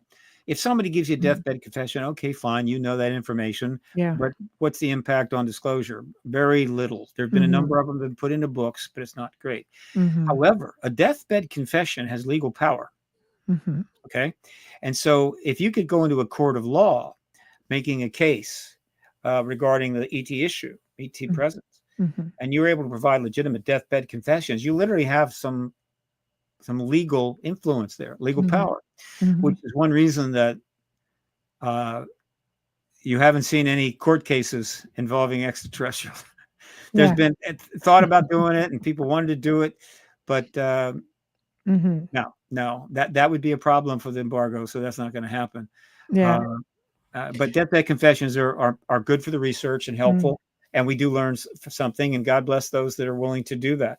Yeah, well, some of them were pilots, in the war and such. It's just like, this happened. We were up there with something. And the famous NDA couldn't talk about it. So it is interesting. Herb says deathbed confessions seem to be one of the real wild cards in the story. Can't wait to see what comes out next. Well, I hope that we can get disclosure, and that a whole bunch of individuals of age, but not near death, will be able to come forward and tell their family the history and the things that they saw, maybe even tell the media and share their experiences. That would be a kind of a nice thing. There are thousands of such people. And so no, they shouldn't have to wait for a deathbed confession. Disclosure frees almost all of that up. And disclosure will generate a very substantial increase in interesting conversations at Thanksgiving dinners. You have a whole lot of people that will show up to Thanksgiving dinner with really good stories. Great stuff. And you'll be sitting there gnawing on that turkey leg and listening like crazy. It's great. Okay. It'll be a Thanksgiving you'll never forget. Absolutely. All around the world, people come for, yeah, I can talk about this now. And it's going to be great. It'll be pouring out from a lot of people as part of this transition into a post-disclosure era, which I feel very confident is going to be fabulous, which is why I'm very impatient to get there as soon as possible. Yeah. Herb says, yeah, it's very hard living a lie. I hope everyone gets to tell their truths. Sure. Question. Dolly says, Stephen, do you really see them as an ET or them, maybe not ET, turning it towards the good? So the powers that be, well, government, again, and Congress. It's not, well, first of all, their position is it doesn't even exist. Yeah. There's nothing there. Yeah. Okay. And so the question is, as if this thing comes out, it's really simple. If we get disclosure by the president, formal confirmation, followed by other heads of state, will the defense departments of these nations, maybe even in concert, then come forward to, okay, now that this is out in the open, let me tell you all the reasons why, boy, we're in deep trouble. We need trillions of dollars to defend ourselves against these entities. We got special new weapons, anti-matter weapons, whatever, because they're incredibly dangerous. I think the odds are low, very low, that they're going to make that move. Right. I think it will go over very badly unless they've got some really good proof to back up that. And we know a lot, and because the truth embargo prevents the general public from really understanding there's something here. The amount of information that's known about this phenomena and the ETs and everything else is underestimated. It's a lot of information, but it's not formalized because the government won't admit it's there. But post-disclosure, people will come to realize just how much we have in the private sector. And that information, if it's given a fair examination, does not make a case that these entities are a serious threat unless disclosure triggers something. In other words, we get worldwide disclosure, all the heads of state are confirming it, and that means, okay, that's happened, and now we're going to have to do some serious ass kicking. I just don't see it. There's too much we know about ETs and what they convey to contactees and how they conduct themselves. That they have their agenda, they're doing things, but ruining our lives, certainly the collective lives of human beings, is just not there yet. And I don't expect it to be there. Okay. Fair enough. Okay. We're going to hit the next question. I've got questions on Facebook too. I'm going to get to everyone. Kathy says, in your opinion, are the Starlink satellites not just for communication? Is there another use for them? I doubt that. I think they're just for communication. There's no other special, highly unlikely. It's possible, but no, I don't think. Okay, fair enough. Adam says, what do you think of the anthill theory when it comes to us humans? Okay, now I just need to know what the anthill theory is. Aha, can you elaborate, Adam? Can you elaborate? Okay. So Kathy had asked earlier, she goes, and I mean, this is kind of putting us off topic a bit, but what are your thoughts on the moon, being an alien base? I love the idea that the moon is an artificial structure. I just love it. Yeah. Right? There is a great book out on it. It's actually pretty convincing. I forget Who Made the Moon was it called. Yeah. There's a logic to it. Okay. If the ETs are all based inside the moon, then hey, they're gold. Right. If the moon was put in place in order to help us evolve, but there's a case for that. So I like the idea. And it would be fabulous. So just imagine if we learn this. Like the experiment where somebody sort of dropped something and it was a resonance that kind of went through. Yeah. They did an explosion test up there and it rang for quite a while. And they're going, that's kind of crazy. Yeah. For a celestial body.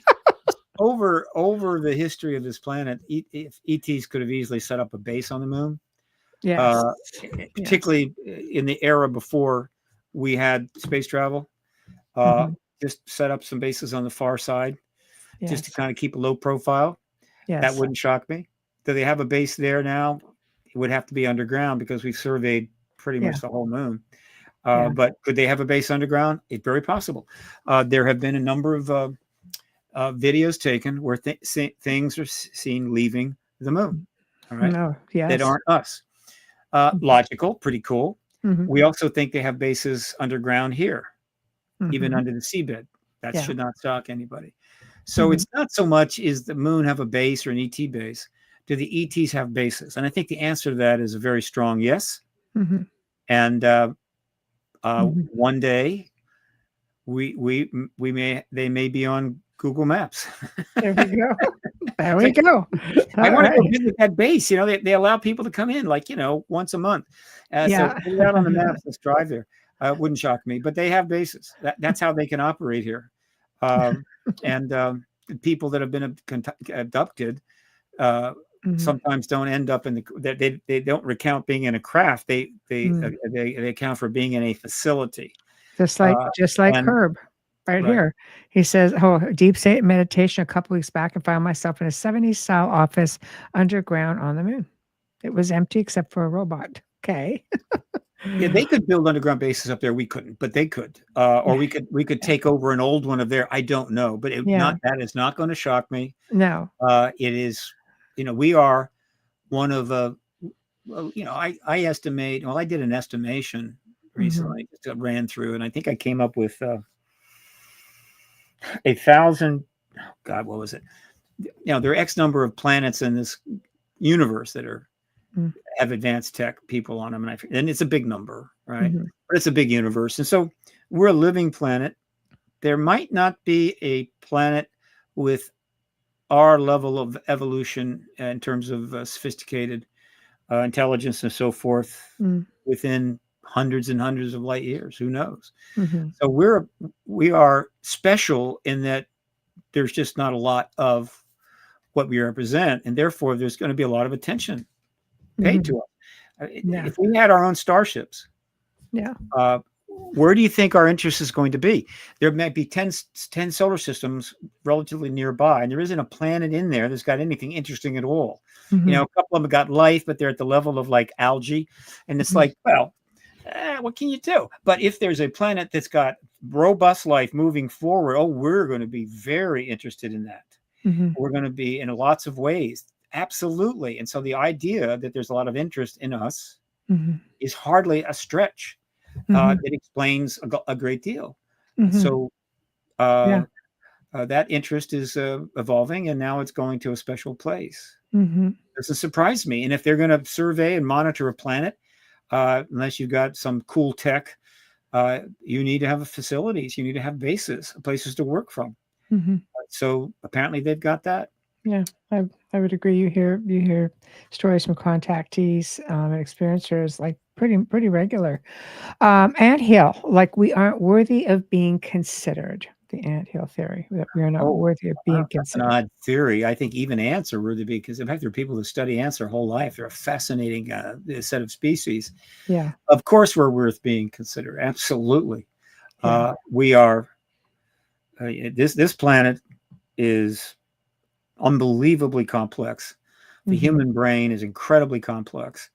And if anything is going to challenge the sophistication of an advanced civilization, say 1,000 years ahead of us, it's going to be this, right? What else? Now, at some point, once you become a star traveling civilization, and join the what do they call it? The Galactic Federation. Galactic Federation. Okay. Yeah. That changes at that point. Okay. Yeah. In other words, up until then, we're a species of animal that has been evolving for 3 billion years to the point that we've achieved this level and become spacefaring. And that's a fascinating process that they're going to follow. And they come and study and what have you, but they generally don't get involved, though apparently there have been exceptions. But once we become starfaring, it's a different matter. Now it's not a matter of we need to monitor you, right? No, we're going to engage you. And so they're and us them, and so that in that era, Mm-hmm. they're learning about us by actually working with us. Mm-hmm. Okay? They may do some experiments with us with our permission. Who knows? To learn more about this particular line. Mm-hmm. I think we are sentient beings. Well, there's no way that two sentient beings can evolve on two separate planets Mm-hmm. and end up being the same. Right. Just impossible. Right. But I have another theory about the galaxy, which I love Okay. to tell. I need to write more. It's hard for me to write. When I was 30 years ago, I could write, but now it's tougher. But I happen to believe that we're dealing with, like we look at the Earth as Gaia, Mm-hmm. which is a living planet, meaning, well, it's living, Correct. but the sum total of its living is connected. Now, even plant life is connected to non-plant life in a lot of different ways. Everything is connected. Yes. And there's a lot of things going on that create this and that and balance, but an incredibly complex thing. So it's easily justifiable as a living entity. Right? Yes. The planet is a living entity, not just a bunch of living entities, but the sum total together is kind of a living entity. I agree. We call it Gaia. Yes. I happen to believe the galaxy is the same thing. Mm-hmm. And I call it galaxia. Okay. Now, what am I referring to? It's simple. If everything we've been learning of late is true, then the laws of physics allow life forms that evolve on a planet to ultimately be able to travel between star systems using tech that we don't fully understand yet. Mm-hmm. And this is the galaxy's the universe 13.8 billion years old. So the number of evolving planets that have created sentient beings capable of building starships there's a number that exists now, but the total number that exists over 13 is a big number. And so for the planets formed within the sun's formed, I think, within 200 million years of the Big Bang. And so off it goes, right? And so most of the galaxies are pretty much the same age. They're just far further apart. So the number of civilizations that have had the ability to travel between stars going back 13 billion years is huge. Huge. And so what are they doing? Untold numbers of incursions and excursions in which they've gone to another planet and looked at it and studied it, examined its DNA or examined its life structure, taken samples, brought them home. They're literally being passed around. So planet A gets a sample from planet B, but then loans some of it to planet C, whatever, as they're doing studies. In other words, once you get to a certain level, you are basically you're engaging the study of life in multiple separate forms. In other words, it's life, but it evolved here. So it's obviously very different for life over here, but it's life. And so life becomes the most complicated, varied thing in the universe. So the ultimate challenge for any advanced sentient species that cares about what's going on. And so they have been visiting planets and taking samples, and they've been moved around for the history of this galaxy. Now, what does that mean? It means that there's parts of life planets that are being passed around and developed, possibly genetically mutated, merged. And so our galaxy has a very profound interconnection in terms of galactic life, right? In other words, part of our living reality here actually did not originate here. It was brought in from elsewhere deliberately, right? And so there is a connection there. That's why when the ETs show up in the modern times and start taking contactees, and they get 2 arms, 2 legs, kind of look like a biped, but then you've got some that look very much like us. How is this? Right. Because there's a genetic, and the insectoids, reptoids, why do they look insect-like, reptoid-like? Because they've got DNA. Where did that come from? From here. When was it taken? When did it leave here? A long time ago. And so you got that connection coming back and so forth. And so I see it as a living galaxy. We're connected, which means that, well, it means a lot of things. But one thing it means is that if a billionaire happens to get, a bug about we have got to get to Mars no matter what it costs. I'm with We you. must preserve the human race because everything is going to get blown up here. Mm-hmm. And so we got to get to Mars, and that the humans will continue on. Mm-hmm. No. Okay. The human race is going to be here forever Mm. because human DNA, human stuff is probably God knows how many laboratories on God knows how many planets in this galaxy. Mm-hmm. And so if we blow everything up here, they can make new ones out there, better ones probably even. That's kind of a nice way to think of it. And again, it'll spare us the false project. It'll cost tens of hundreds of trillions of dollars to put a bunch of humans on Mars to save our species from extinction. That the universe would be so upset if that happened. No. And so this concept of Galaxia, boy, that would be fun to expand on. It'd be great to get a $2 million research grant and just really get into it. Yeah. But I happen to think that somebody will. I'm too old to go there, but I think somebody's going to finally figure that out. Now, whether galaxies, say a galactic cluster, where you have 10 or 12 galaxies kind of in the same area, whether that interaction, life interaction, is taking place galaxy to galaxy is another matter.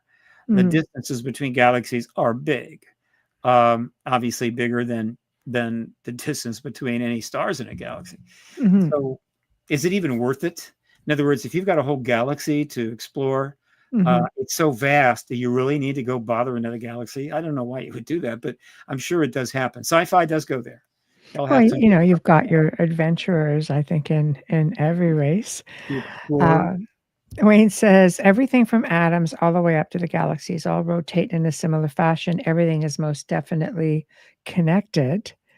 Rotate in a similar fashion. Well, they rotate. In other words, everything in this universe is moving. Yeah. This is one of the cool things about it, that nothing is still. So, okay, so movement is absolutely fundamental, right? And the interesting thing about that is that movement is the only way that we can, I think, take time, that we can measure time. I'm not aware that we can do it any other way. I could be wrong, but I think it is. This movement of something. Could be the movement of an object, movement of waves, whatever. Change in sense of movement of something is the only way we can know, or at least measure time. And so time is connected to movement. And therefore the question is, what is time? Is time just the fact that things move? And that's it, right? And if you're not sensient and you can't measure it, it's irrelevant. Absolutely irrelevant. Things change, so what? So you get old. That's just change. Yeah. Right? But once you become sentient, you can measure movement. Therefore, you can ascribe time to it. And entropy requires that it only goes in one direction, basically. And so right away, you account for that fourth dimension pretty well without getting into anything too exotic. Now, obviously, there are physicists out there that are going, Jesus Christ, it's a good thing you stopped at a bachelor because you don't know what the heck. Yeah, it's probably true. It's probably true. But I've always thought about this, that without movement, there's no time. If everything was perfectly still in this galaxy, right? Everything was perfectly still and nothing moved. And a sentient being turned up.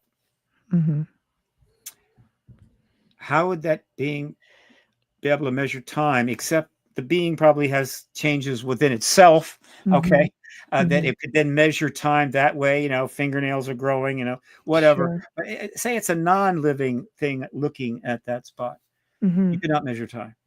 And that has always intrigued me. Take away the movement, take away time. That's not the case with space. The three dimensions of space is pretty basic. It's not that complicated. There's three dimensions. And there you go. That gives you space. Nothing else has to happen. It's just there. So space is just there. Is time really just there in the sense that it is simply movement? And if there's no movement, no time. It's technically, does time really exist? Yeah. These are cool things. Whatever. I tend to ask, once the ETs get here and start building, their AI for us, I'm going to ask that AI about that question. I'm sure I'll get an answer. Yes.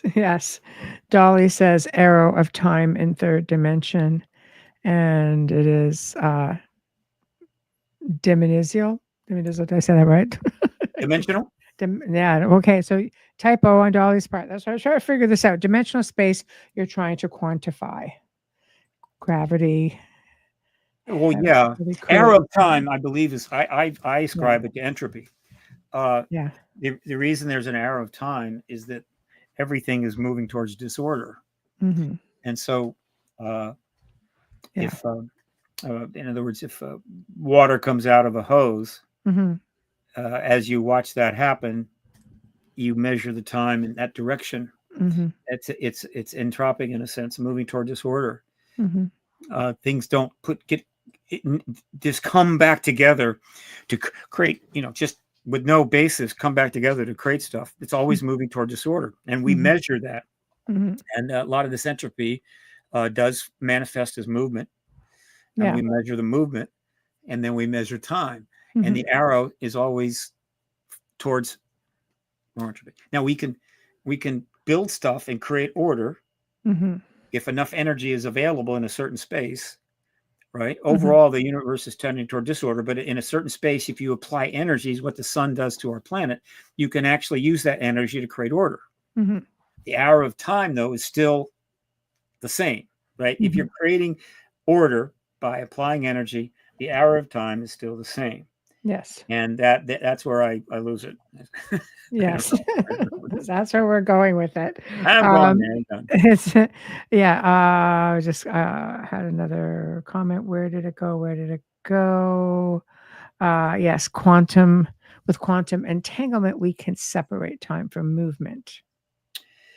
Very interesting. Yeah. Quantum physics drives me crazy. Quantum physics scares me more than atomic physics, frankly. When you read about quantum and you really get into it, it's scary. Mm-hmm. And you go, oh, man. So quantum entanglement, as it's presently known, supposedly instantaneous. Mm-hmm. Okay. Now, whether they've measured that time differential down to the absolute shortest possible time difference, I forget what it's called. Mm-hmm. I don't know. But it's there.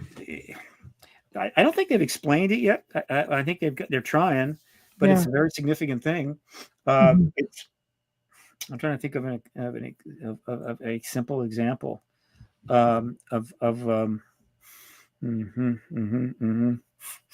Yeah, it's tough. Yeah. No need.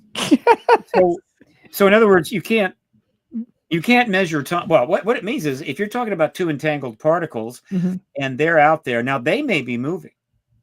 Okay. Right. In other words, it's not about movement. These two things are going off somewhere, but they're entangled. So bing, bang. Okay. So they're moving.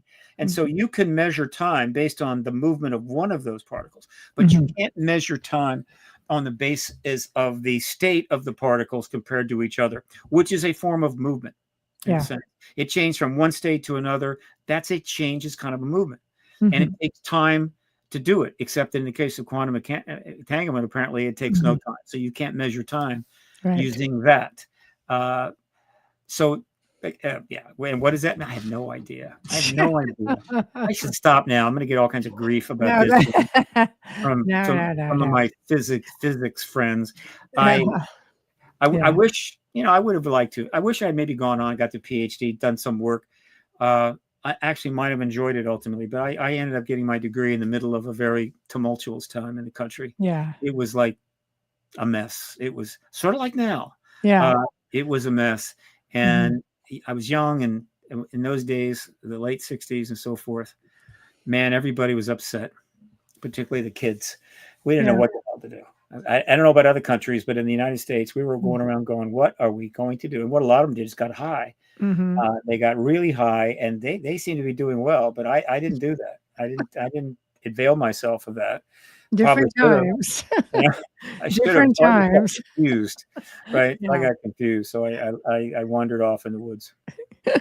Dolly says you are not at the speed of light. You are gravity heavy. You go slowly. You count time. Let's see. Let's see. At the speed of light, There is no you are time. not at the speed of light. You are gravity Yeah, no, heavy. she's making the point that at the speed of light, I think there's no time, Mhm. and there's a reason for that. Shows you Mass, perceive the speed of light, but yeah, cannot join it. yeah. So, well, I know we know this, that if you are in a gravitational system, Mm. it affects the time. It affects the ability to measure it. And so there's time, but gravity affects the measurement of time without the movement. And this is what's interesting.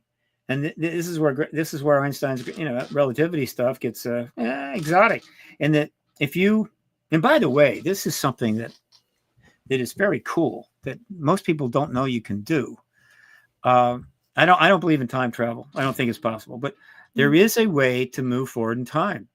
If you didn't care about your origins and your roots in any family, right?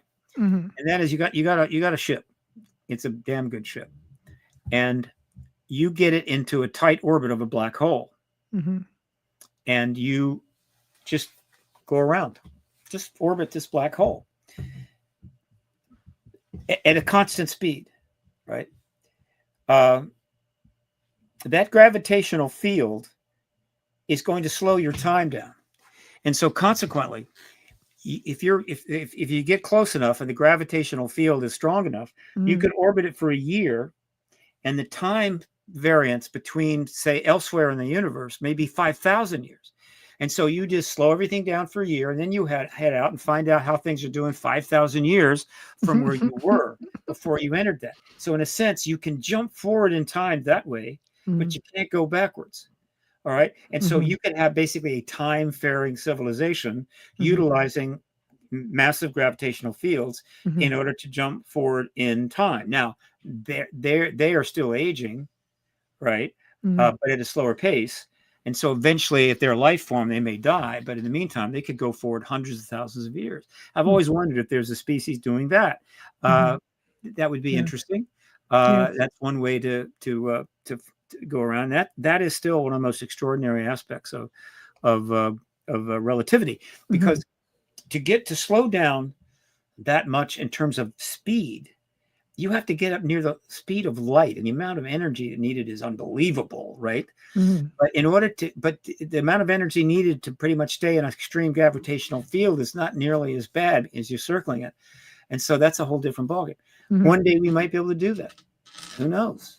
I mean, I'd definitely be down for it. But the ETs know all the answers to this. The ETs absolutely, if they're even 1,000 years ahead of us, probably can go into a great deal of how it all works. And we could know that. And there's nothing wrong with us finding it out early, assuming we can pretty much deal with it, which I think we can, than having to spend another 3,000 years working it out through a natural process, which might be the case from some civilization way off in the boonies that nobody even knows is there. So they get no outside help. They just keep doing the best they can. Maybe have a nuclear war, recover, have another one, whatever. And eventually they figure some things out. Might take an extra 100,000 years. Do you think there are already people in high positions of power who are made privy to some of this already? Well, they just don't want to share it with the rest of us common folk on a need to know basis. We don't need to know. But there's two levels to this. One of which is clear. They know a lot about an ET presence. They've had beings. They've got craft, so they know a lot of stuff. That's one level. Another level is, are they in any kind of a relationship with extant ongoing civilization? Not as equal, not equals, but in a relationship in a sense, not some captive ET, and they're getting information even now from this advanced species, going into whatever government source for them to use as they see fit. That's another level of information transfer. Is that happening?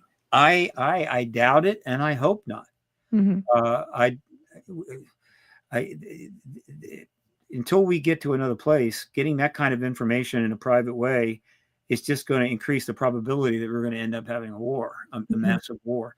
And another reason why the truth embargo is bad, and there's hundreds of reasons, all of which I should write, but I can't, is that if weaponization of ET tech is going on in multiple countries, which seems to be, I think, the likelihood, because there have been crashes outside the U.S. It just have been going back.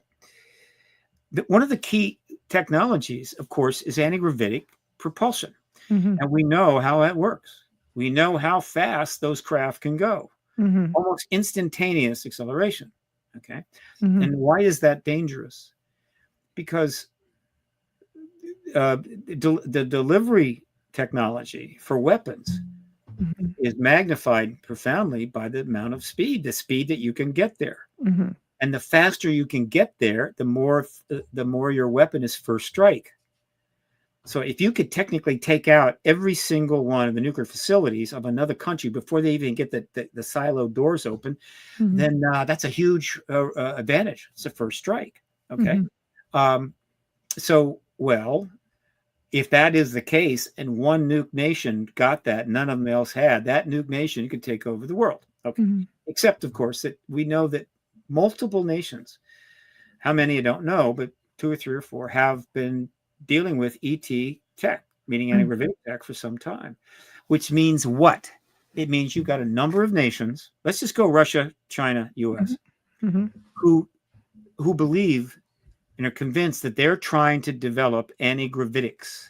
And if they succeed in developing anti-gravitics before we do, they have a first strike capability on us, which gives them a huge advantage. And that is a scary thing. All right. But it gets worse. If you've got 3 nations that are working on anti-gravitic tech as a delivery system, then all 3 of them are worried that the other 2 could get it before they do.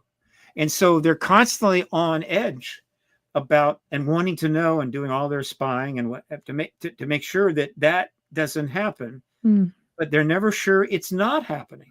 Right. And so they're always anticipating, at any time, boom, a bunch of saucers type craft carrying nuclear weapons are going to suddenly turn up over 45 of our nuclear bases and blow them to hell. And so that kind of paranoia leads to mistakes. Fear and paranoia leads to mistakes. Yeah. Nobody talks about that much, but it's the truth. ET tech leads to a possible first strike capability. And if multiple nations are on it, then the risk of nuclear war escalates another 10 times.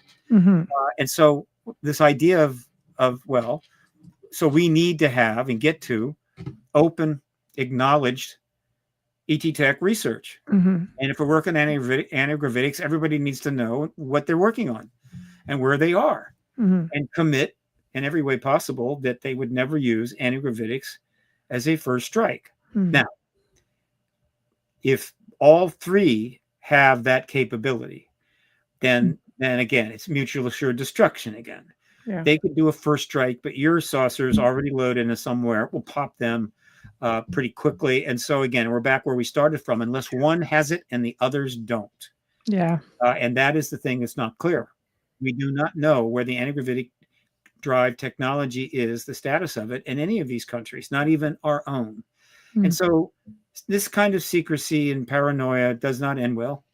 Yeah. And we kind of know how that's going to happen. And we write books about it. We do streaming series about it. We do very substantial movies about it. We're constantly reminding ourselves about it because it's true.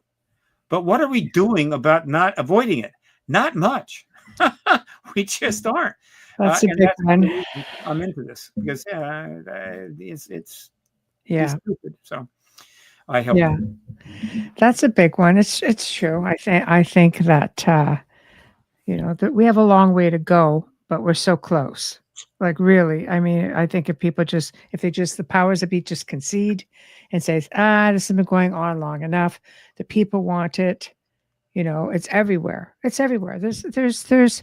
I mean, you have. This is going to be a substantial film coming out because there's so many, heavy players that are in there, ready to go, and they're just telling it like it is. Anybody who drops off, like you say, people drop off, and DoD kind of goes, "Oh, great, it's one less one." But I mean, they're on record pretty much for the world to see. But there's a lot of documentaries out there. And people are sharing their experiences. People, at different levels are talking about this. It's like you can only, everybody's got a camera phone.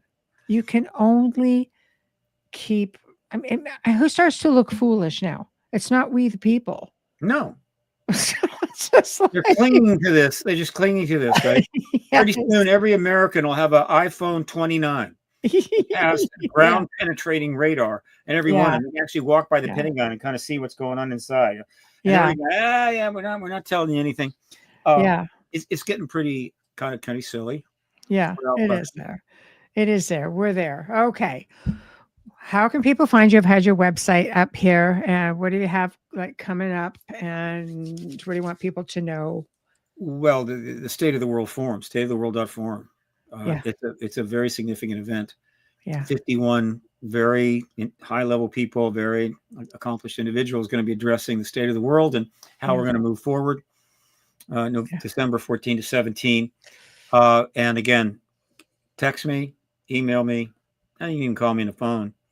yeah, Because if you're watching, I'll give yeah. you a code that'll save quite a bit of money on that registration because I'm a co-sponsor. Right.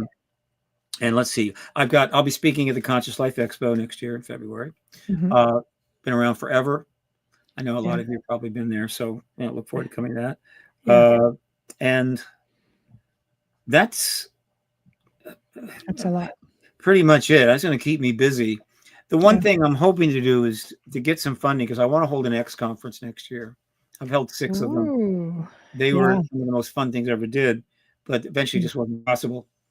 But Yeah. I'd like to hold an X conference in Washington, the National Press Club, Yeah. and it would. I think I can hold about 500. And the principal reason I want to do it is to hold another awards banquet because I don't know if you can see behind me, but those are some Yeah. awards that Yeah. Look at that. I wasn't able to give out because the persons were not alive, and I couldn't Oh, contact family. I'd yeah. like to hold the awards concert and give out what usually about 6 or 7 of these awards, plus maybe find a relative or something to be able to give those to as well, Mm. because these are important people. Hmm. And it's just a great thing to do. It's wonderful. Yeah. And we need to do this because the mainstream world, Hmm. the high-end academics that Hmm. have kind of avoided this subject, the the and the media, the intellectuals, Yeah. historians, or whatever, that are going to jump into this eventually because it's safe. Yeah. They're not going to really Yeah. care much about us. I mean, it's like, hey, great job. We're moving on here. Yeah. Uh, that's life. That's the way it is, and I Hmm. don't expect it. And I would advise no one. They're not Hmm. going to give us any awards. Mm. All right, they're not going to have dinners and invite us and give us awards because all the work you did before the truth embargo was over, but now it's over, and the big guys, we're taking over. We got money. We got blah, blah, blah. Yeah. And so we need to give ourselves the awards. Hmm. And I've given out 36. I want to give out more and Yeah. hold X conferences going on. And these awards are very specific: courage in journalism, courage in politics, and so forth. I'd love to do it again, but I've got to raise at least 25,000 That's a because lot. I have to secure the press club, and you Hmm. can't just promise Yeah. to hold the event. Yeah. You have to put it down. Now, if you have to cancel, you can get Yeah. it back, and there's a schedule. But so I got a 25,000 threshold, and Yeah. I'm not there. I am a nonprofit, so it would be tax Hmm. deductible. If somebody wants to make an X conference possible, they get a nice tax deduction. But until then, I have Yeah. other projects, including the State of the World Forum Yes. and so forth. And so, and the Yeah. Hollywood Disclosure Alliance, Yes. HollywoodDisclosureAlliance.org. That's growing, about 230 members now. Check Hmm. it out. If you're a content creator or a researcher, activist, or whatever in the UAP field, Hmm. you may want to be part of it. So Right. check And, it out. and everything can be accessed through your website, which is paradigmresearchgroup.org. Right. And you are on X. I put that up in the comments. And come on, everybody, go follow along. I followed and I read everything. So, Yeah, Paradigm Research Group at Steve Bassett. I'm also on Facebook and LinkedIn. Facebook, I just don't have the time for it. yeah. It's got so much more difficult. My Yes. major platform is X, but I am on LinkedIn, and that's Right. a very important platform. It And is. so I welcome followers there, and certainly on X. Facebook, I'm already maxed out at 5,000. I Yeah. have never had the cojones or the wisdom to get on Instagram and TikTok. It's just Uh, it gets to be so much. I It I does. I know that there are people even my age that are on there and thriving, but overall it's like an alien planet. I know. And I just know I I'll make know. a fool of myself. Yeah. But maybe some TikToker pro can come, Steve, I can TikTok you, and they'll Yeah. do it for me. But so I'm Yeah. primarily on X. I'm also on Blue Sky. Hmm. I haven't done much there. Blue Sky Hmm. is still growing. If it gets up to sizable enough, I think I'm able to do more there. But Yeah. mostly X. X is still Yeah. very valuable resource. Trust me. Oh, I'm active on it. I like to. We're actually streaming there tonight, and we've got when I checked in, and we appreciate everybody over there on X. We're sitting there probably right now close to 75 people. Just there, and they're shy because they know that they can put their comments, and I will see them here on the board. So everybody's really Imagine shy. somebody on X being shy. I know. I know. But I love and appreciate them all for listening. So, basically, everybody, thank you all for tuning in. You guys are just awesome. I'm just so grateful when everybody pops in for the time that they take to not just listen, but to comment and just to get involved in the conversation. You have been listening to The Outer Realm with myself, Michelle DeRoche, my special guest, Stephen Bassett. And we're talking disclosure, and it's just different levels. You guys, you have to go check out all the other segments. There's so many amazing segments with Steve, and they're all super informative. So thank you to our sponsors, Folgers Coffee, Justin Snickers, Steve McGinnis. We appreciate you guys so very much. And there we go. Look at that. Thank you. Oh, look at this. Thank you. There we go. There's Cindy. Thank you. I'm here Hello. listening and organizing. I love it. See, look at that.